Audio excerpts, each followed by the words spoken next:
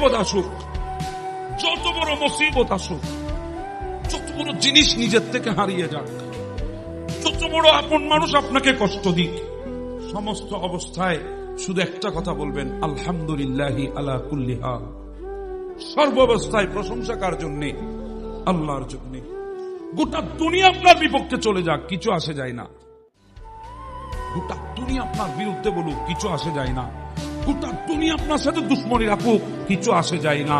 শুধু আপনি আল্লাহ আল্লাহ রসুলের তরিকা ধরে থাকেন। তরিকা, মুখ আছে অনেক কিছু বলবে, আপনার বিরুদ্ধে অনেক কিছু বলবে, শুধু একটা কথা আপনি নিজেকে নিজে বলেন, আমি যা করেছি এগুলা ঠিক আছে কিনা আমাকে বলো।